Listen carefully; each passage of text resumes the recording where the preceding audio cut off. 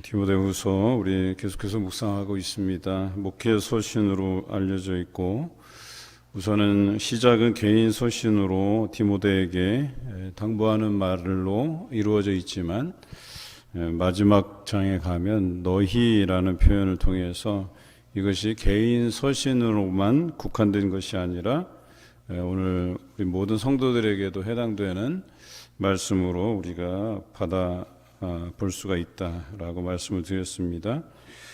특별히 너는 이것을 알라고 하는데 어느 때에 말세라고 오늘 성경 기록합니다. 말세라고 하는 것은 우리가 생각하는 이 땅의 종말을 의미한다기보다는 지금 바울의 현 상황, 바울이 겪고 있는 현 상황이 말세다라고 표현한 것입니다.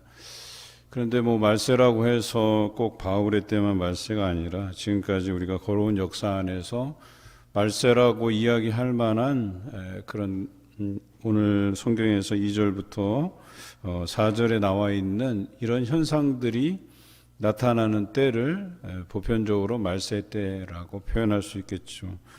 그래서 바울이 살아갔던 시대도 그렇지만 우리가 살고 있는 시대도 말세다라고 할 만합니다. 그 말세 때에 나타나는 현상들을 한번 보겠습니다. 사람들이 자기를 사랑하며, 그러니까 이기적인 것이죠. 돈을 사랑하며, 또 자랑하며, 교만하며, 비방하며, 부모를 거역하며, 감사하지 아니하며, 거룩하지 아니하며, 무정하며, 원통함을 풀지 아니하며, 모함하며, 절제하지 못하며, 사나우며, 선한 것을 좋아하지 아니하며, 배신하며, 조급하며 자만하며 쾌락을 사랑하기를 하나님 사랑하는 것보다 더하며 라고 되어 있습니다. 물론 이 모든 것들을 다 대입해서 이런 공통적인 현상이 일어나야만 말세다라고 그러는 것이 아니라 보편적으로 죄가 관영한 시대, 그래서 죄로 인해서 보편적으로 그 사람들이 살아가는 삶이 죄된 방향으로 가고 있다라고 여겨지면 그것이 말세의 때다라고 이야기할 수 있겠죠. 참 우리가 한 구절 한 구절 읽다 보면 우리가 걸리지 아니하는 것이 없다 하는 생각이 듭니다. 특별히 오늘 이 말씀들 쭉 읽어보면 공통적인 게 자아에 관련되어 있는 거예요. 내 자아가 하나님 앞에 죽지 아니하면 이러한 일들이 지속적으로 일어날 수 있다라고 하는 것이 오늘 드러납니다. 우리는 이것이 또 스스로 우리의 노력으로 의지로서 이와 반대되는 삶을 살 수 있다라고 보여지지도 않아요. 우리가 죄의 본성을 가지고 있기 때문에 이런 삶을 살기가 불가능한 것이죠. 오직 하나님의 도우심, 오직 성령님의 도우심을 통해서만 이런 삶에서 벗어날 수 있게 되는 것이죠. 자아를 죽이고 또 하나님의 말씀 안에서 살아갈 수 있는 것이죠. 그런데 이런 사람이 얼마나 되겠습니까? 그냥 믿는 자와 믿지 않는 자의 구도로 봐도 어려운 현실이고 또 믿는 자 안에서 신실하게 말씀을 붙잡고 살아가는 사람이 얼마나 되겠냐라고 하는 거예요. 우리가 이미 앞에서 본 바와 같이 천국에 들어가는 자가 많지 않다고, 마치 좁은 길과 같다고 이야기하잖아요. 그래서 이러한 사람들을 통칭하면서 5절에 이렇게 되어 있어요. 경건의 모양은 있으나 경건의 능력은 부인하는 자다. 뭔가 좀 이상하죠. 모양은 있는데 능력은 부인한다. 경건이라는 게 뭘까? 오늘 이 말씀을 유념해서 읽어야 될 것 같아요. 경건이라고 하는 것은 하나님과 나와의 관계 안에서 형성되는 거예요. 경건이라고 하는 이 척도는 그냥 교회만 열심히 왔다 갔다 하는 걸로 되는 게 아니라는 거예요. 내가 하나님과의 그 인격적인 교제가 잘 형성되어 있는 사람이어야 된다라고 얘기하는 거예요. 제가 부임한 이래로 지금까지 수개월 동안 강조했던 것 딱 한 가지밖에 없어요. 말씀 안에서 살아가는 삶, 이거밖에 없어요. 그런데 말씀이 아니고서 우리가 하나님과 어떻게 인격적으로 만날 수 있는 방법이 있겠느냐라고 하는 거예요. 여러분, 기도라고 하는 것은 어찌 보면 일방적이에요. 하나님께서 우리에게 계시적으로 말씀하실 때가 있고 우리는 그것을 들어야 될 때가 있고 또 우리가 고백적인 기도로서 하나님께 아뢰는 것이 있잖아요. 물론 이것도 엄밀히 따지면 쌍방향이긴 해요. 기도하는 자와 듣는 이가 있기 때문에. 그런데 말씀만큼이나 그 하나님께서 과거에도 말씀하셨던 그 하나님께서 지금도 이 말씀을 통해서 우리에게 역사하시고 또 그 말씀을 우리가 읽음으로 인해서 하나님의 마음이 읽혀지고 느껴지고 분별이 되고 구분이 되는 것, 여러분 말씀밖에 없는 거예요. 그 도구라고 하는 것이. 그런데 한번 우리 자신들 생각해 보자는 거예요. 그렇게 말씀을 강조했는데도 불구하고 말씀은 그냥 새벽에 그냥 한 장 읽는 걸로 족할 때가 태반이고, 주일날 어떤 사람은 주일날 그냥 주일 설교 본문 하나 가지고 일주일을 살아간다? 이건 말도 안 된다는 소리예요. 이게 우리 육체적으로 따지면 그냥 주식 한 번 먹고 그걸로 그냥 퉁치는 격이에요. 여러분 일주일 동안 밥 먹는데 한 끼 먹고 살아가실 수 있으세요? 하루에, 물론 요즘은 소식하는 사람들이 있으셔서 하루에 한 끼 정도 먹고 견디는 사람들도 있을 거예요. 그런데 과연 한 끼 정도나 될까 하는 생각을 해보는 거예요. 그래서 저는 몇 주간에 걸쳐서 고민한 끝에 우리 구역예배 보고에 성경란을 집어넣은 거예요. 그래서 우리 성도들이 얼마나 성경을 많이 읽는지 이 부분에 대해서 한번 체크해 볼 필요가 있겠다. 물론 경쟁 구도는 싫어하지만 그래도 선의의 경쟁으로 구역 간에 성경을 얼마나 많이 읽는지를 한번 우리가 좀 조사해 볼 필요가 있겠다 하는 생각이 든 거예요. 내년에는 우리가 예를 들어서 몇백 독 또는 몇 벌 성경 쓰기 이렇게 해서 운동을 펼칠 예정이에요. 그런데 과연 우리 성도들이 예배와 말씀과 이 기도의 생활이, 가장 기초적인 이 생활이 우리 삶에서 기본적으로 담보가 될까? 저는 이것이 제일 걱정이에요, 사실. 그 사람의 품성, 인격, 그 사람의 어떤 걸어온 신앙의 연수, 저는 이거 별로 중요하지 않다고 봐요. 그 모든 것들이 이 말씀이 담보되지 않으면 여러분 이렇게 살 수밖에 없는 거예요. 2절에서 4절처럼. 그냥 말세에 보편적인 사람들이 살아가는 그 삶의 패턴처럼 살아가요. 그냥 거기에 묻혀 살아간단 말이에요. 우리가 구별될 틈도 없어요. 그렇다고 한다면 과연 우리가 일꾼을 뽑는다고 하는 이것이 그냥 거칠애로만 기도회로 모이고 거칠애로만 반짝하고 말 것인가? 제가 지금까지 교회에 이렇게 사역을 해오면서 참 그때만 반짝하는 분들이 있어요. 참 안타까워요, 보면은. 그래서 그냥 하지 마시라고 그래요, 제가. 1년 내가 교회 와서 봉사하지도 않는 사람이 선거 때만 되면 와갖고 뭔가를 해요, 자꾸. 그래서 하지 마시라고, 그냥 가시라고. 평소에도 안 하던 걸 왜 하냔 말이에요, 그거를. 그러니까 우리 안에 경건의 모양은 있는데 경건의 능력이 없는 사람들이 많다는 거예요. 하나님과의 그 밀접한 믿음의 교제 없이 살다가 그냥 반짝 뭔가 해보려고 하는 거, 이거 바람직하지 않아요. 우린 삶에서 늘 하나님과 인격적으로 만나고 대화하는 것이 중요한 거거든요. 그것이 말씀이 없이는 이게 가능하지 않거든요. 한번 여러분들 스스로 생각해 보세요. 내가 말씀에 대해서 얼마나 사모하고 그것을 붙들고 성경을 읽고 쓰고 묵상하고 하는지. 오늘 경건의 모양은 있지만 경건의 능력은 부인하는 사람들과 같은 이런 사람들에게서 내가 돌아서라고 성경은 기록하고 있어요. 이런 사람들과 같이 하지 말라는 거예요. 그런 사람들과 해봐야 뭘 배우겠어요? 배울 게 없는 거죠, 사실은. 오늘 여러분들이 이 말씀을 통해서 바울이 디모데에게 얼마나 이런 부분에 대해서 심각하게 이 사실들을 받아들이고 디모데에게 경계하라고 했는지를 우리가 기억해야 될 것입니다. 특별히 일꾼된 자들이 이런 일에 대해서 정말 뼈저리게 느끼고 기도해야 될 때가 됐다라고 하는 생각이 들어요. 우리 70일 전도대행진과 항존직 선거를 위한 특별 새벽 기도에 지금 이 숫자가 유지되면 좋겠어요. 그냥 뭐 특별 새벽 기도회니까 특별하게 좀 나와서 좀 하다가 또 그만두고 하지 마시고, 새벽 기도 드린 김에 저는 우리 새벽 기도가 날로 더 부흥해져야 된다고 봐요. 참 희한한 통계긴 한데요. 그 새벽 기도의 출석이 교인 수의 10%라고 이야기해요. 그리고 대체적으로 잘 맞아요. 참 희한해요. 어느 교회든 그렇게 10%의 벽을 뛰어넘기가 그렇게 어려운 건지. 그런데 잘 되는 교회를 보면 그 10%가 넘더라고요. 좀 신기한 건 그래요. 그렇구나.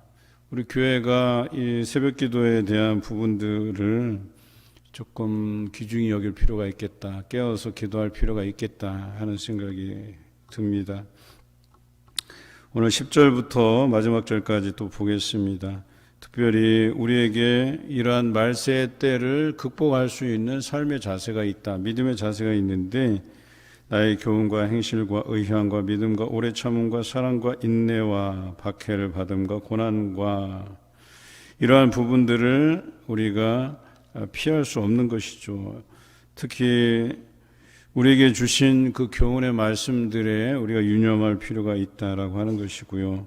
믿음, 참음, 사랑, 인내, 심지어는 박해까지, 고난까지 이야기하고 있어요. 그리고 성경에 보면 12절에 무릇 그리스도 예수 안에서 경건하게 살고자 하는 자는 박해를 받으리라. 하나님과 인격적 교제, 믿음의 교제를 꾸준히 나누는 사람은 박해를 받는다고 성경은 기록하고 있어요. 뭔가 우리가 복음을 전할 때 왜 이런 이야기들을 숨기는지 저는 이해가 안 돼요. 믿게 되면 어려움이 찾아오고 박해를 받게 되고 당연한 것 아니겠어요? 그런데 좋은 이야기만 해주려고 하세요. 믿으면 어떤 유익이 있고, 물론 그 유익에 대해서 성경이 이야기하고 있어요.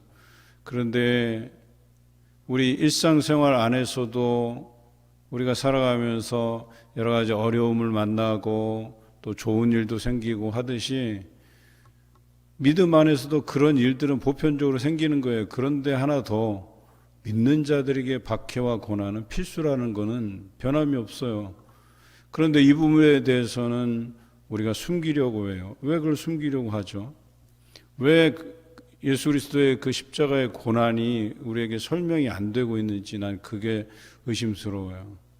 여러분이 과연 예수 그리스도의 그 십자가의 고난을 이해하고 있는지, 정확히 그분을 따르고자 하는 삶이라면 당연히 그 십자가의 삶, 고난의 삶, 박해의 삶, 당연한 거예요. 그것은 우리가 짊어지고 가야 되는 것들이에요.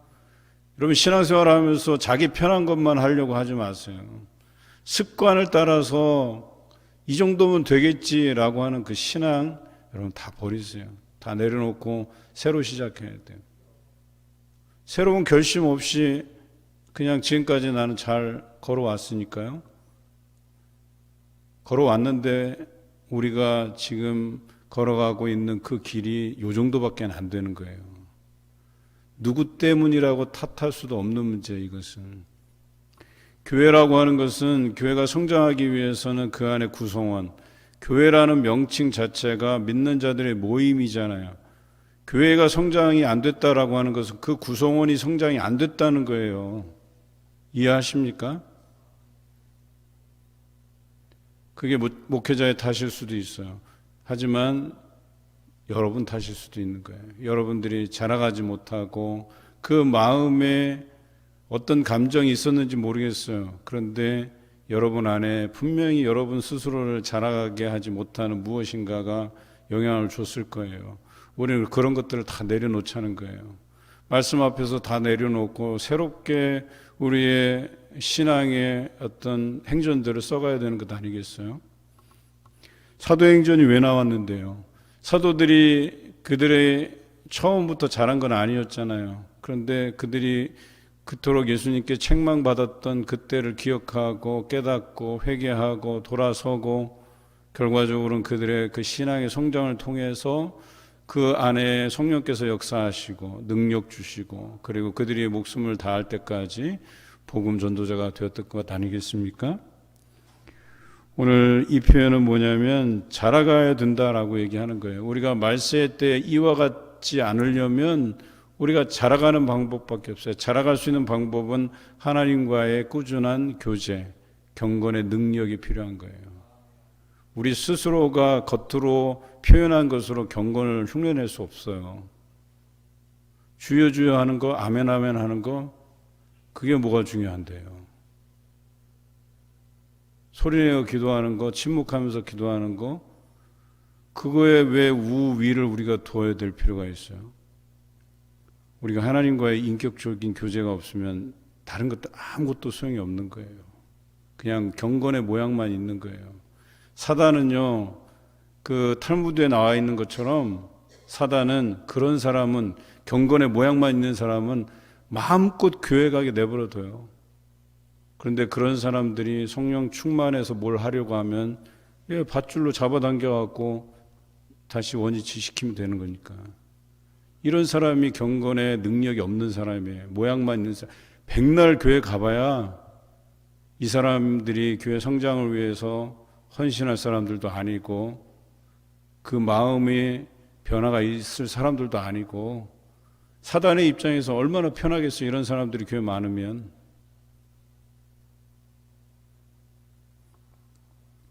그래서 10마디 하는 것보다 100마디 하는 것보다 내가 말씀 안에서 깨달은 한마디를 하는 것이 더 유익하다고 성경은 이야기하잖아요.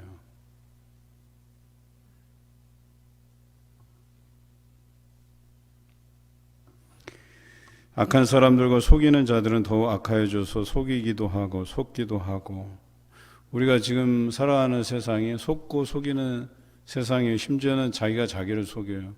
지난번에 관해 상태라는 표현을 제가 쓴 적이 있어요. 내가 하지도 않았는데 마치 그것을 다 한 것처럼 자신을 착각하게 만들어요.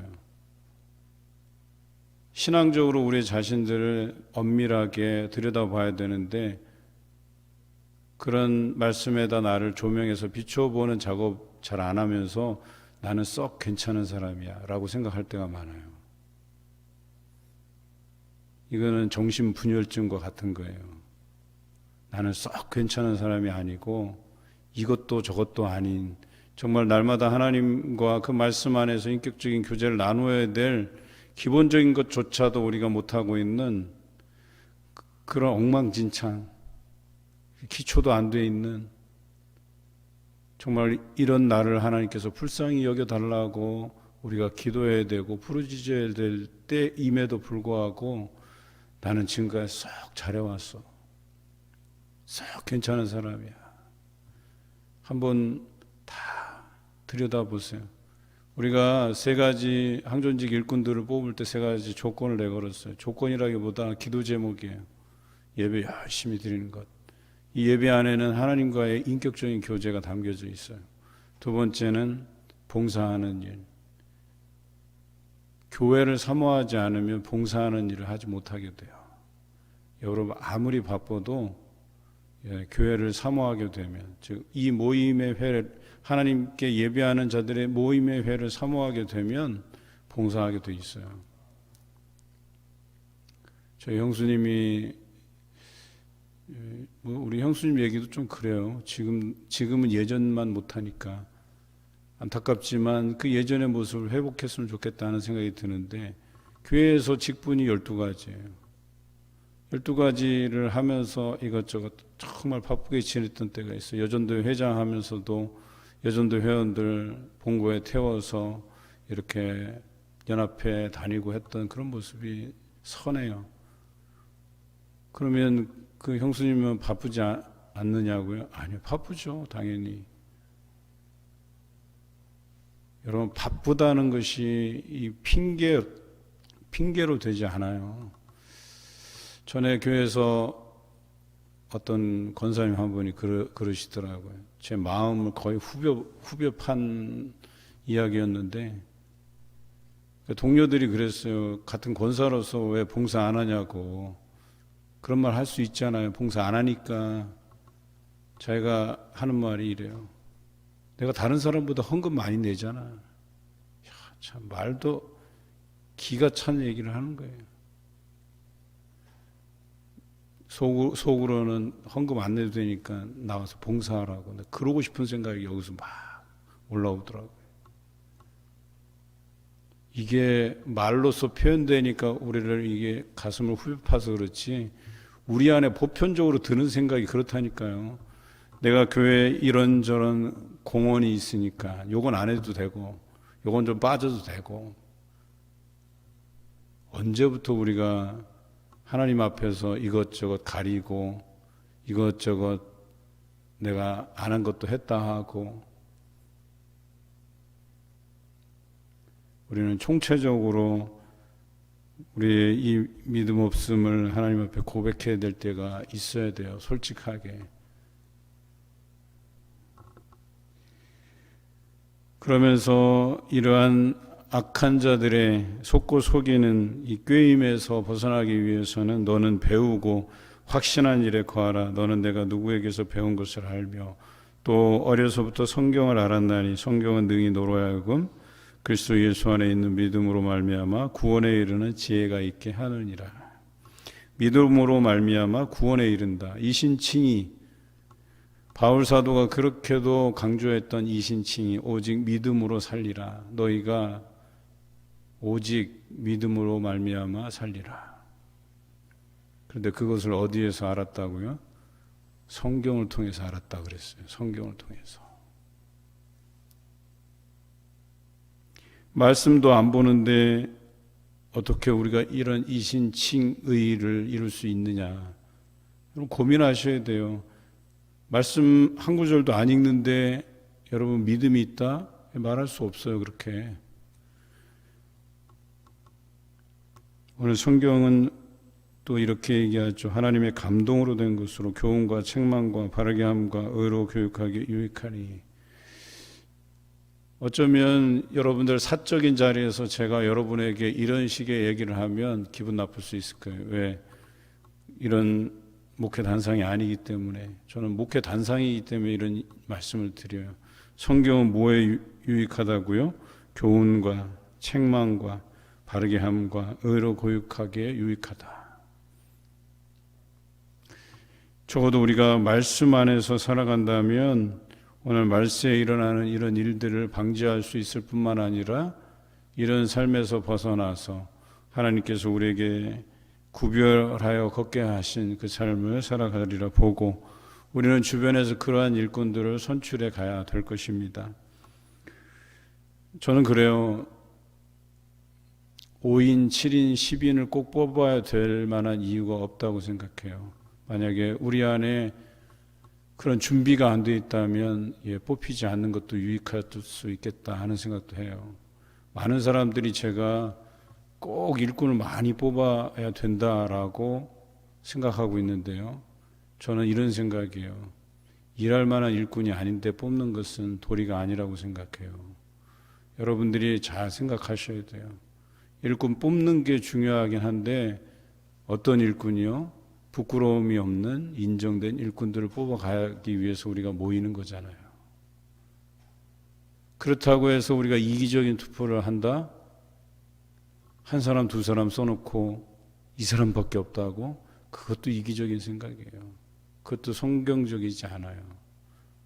저는 그런 생각을 해요. 5사람 다 쓰는데 거기서 안 되면 할 수 없는 거고 그것도 하나님의 뜻으로 받아들여야 되잖아요. 우리 성도들이 적어도 이기적인 투표를 하지 않은 상황이라면 저는 그 안에서 반드시 하나님께서 구별해서 좋은 일꾼들을 선출되리라고 믿어요. 그런데 초장부터 여러분들이 1명, 2명 이렇게 이기적인 투표를 해갖고 한다면 하나님의 뜻을 담아내기보다 우선 내 생각에서 이번 선거는 끝나버리는 거예요. 하나님께서 좋은 일꾼이냐 아니냐를 판가름하실 거예요. 우리는 최대한 다 써야 돼. 다 써야 돼. 우리는 다 동등하기 때문에. 그렇다면 하나님께서 그 중에서는 선별해 주시겠죠. 그리고 선거 이후에 잡음이 안 나요. 왜? 성도들은 자기가 생각하는 5사람, 7사람, 10사람 다 썼기 때문에. 그래서 떨어진 사람도 붙은 사람도 할 말이 없는 거예요. 그냥 겸손하게 이게 하나님의 뜻인가 보다 받아들일 수 있는 거예요. 집에서도 미리 여러분들이 뽑을 사람 적어 오셔도 돼요. 적어 오라니까 또 어떤 분은 한 30개 적어 갖고 이 사람 저 사람 또 나눠줘. 그거 그대로 쓰라고. 그렇게 해서는 안 되겠죠. 제가 선거관리위원을 많이 하다 보니 참관인으로 감독하는 자로 많이 있다 보니까 이런저런 사람 많이 봐요.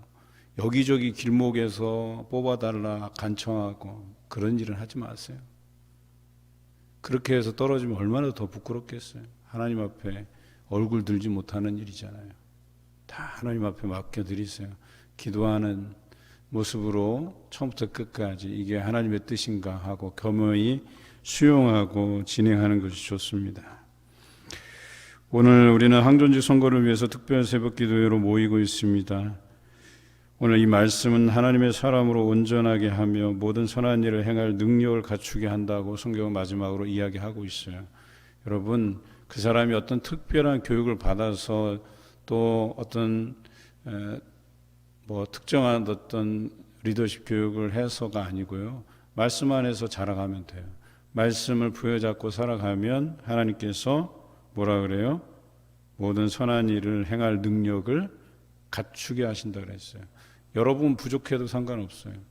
그 부족한 사람이라도 말씀을 부여잡고 가면 하나님께서 충분히 모든 일을 행할 능력을 갖추게 하신다고 성경은 기록하고 있어요.